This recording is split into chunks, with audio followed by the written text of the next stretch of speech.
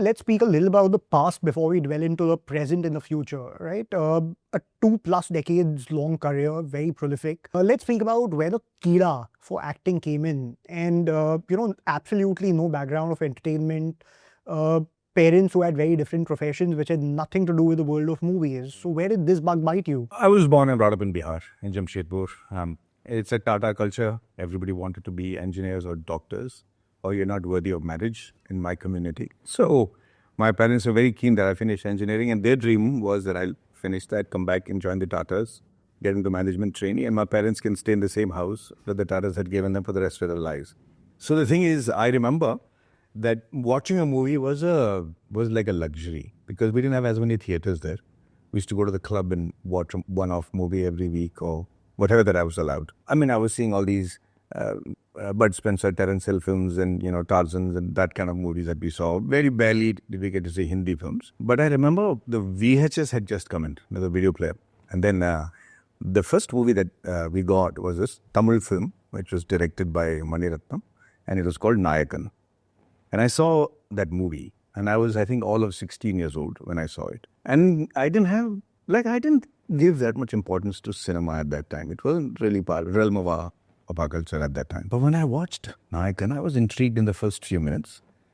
And then it was the first movie that actually ended up making me cry. It was, and I'm not saying cry like tears, like a deeply moving sort of a wailing sort of a cry.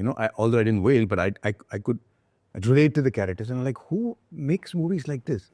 And then the fact that something on TV can make me cry was something that I was very fascinated by. And then I started seeing Kamal sir's movies and Mani sir's films, and then of course Amit ji and the rest of the Hindi films with a lot of curiosity, never imagining that it'll become a part of my life. And then I got a scholarship to Canada, and there, when you have the yearbook, when you pass out from the 12th grade, you have to write your favorite saying, favorite quote, what you were last seen doing, and your ambition.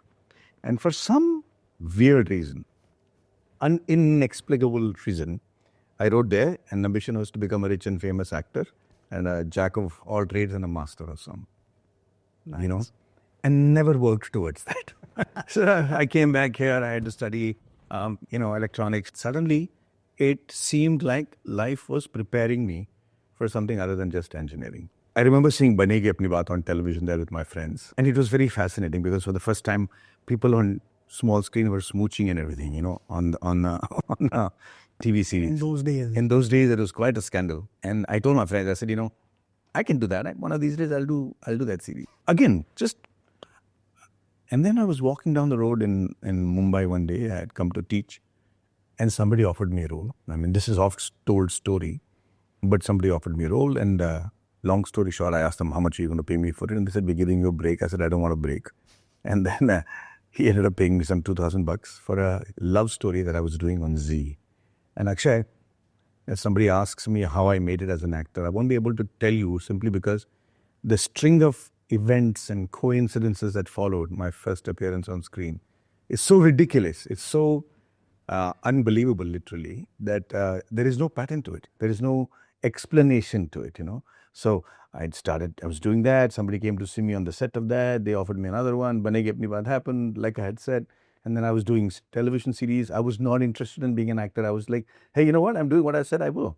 And I was making money and I was thinking, I'm making more money than an engineer. And then it hit me when after 7-8 months, people started taking my autograph. And they're saying, hey, I saw you on TV. Remember the time when I came on television, there's no media. There was nobody covering performances on television. There was nobody writing reviews. We used to have a small booklet which used to have the schedule. The schedule of what series came on which channel, right? Okay. And then they used to give small reviews over there. And sometimes they'll put my photograph in Banegi Apni Baat. So it was, for me, it was a miracle that I managed to actually stay there. I had no experience in acting, nothing. And just when I thought that I would burn out because I was doing close to 3-4 series on television in any particular week. So there was Banegi Apni Baat, there was Seahawks, there was Ghar Jawai, there was Ye Kahan Aa Gaye Hum, there was Raj Kahani, there was Suhana Safar. All these coming at almost the same time, in and around. And people said, you're so overexposed that you can never become a film actor. And I'm like, Arey bhai, I never wanted to be an actor in the first place.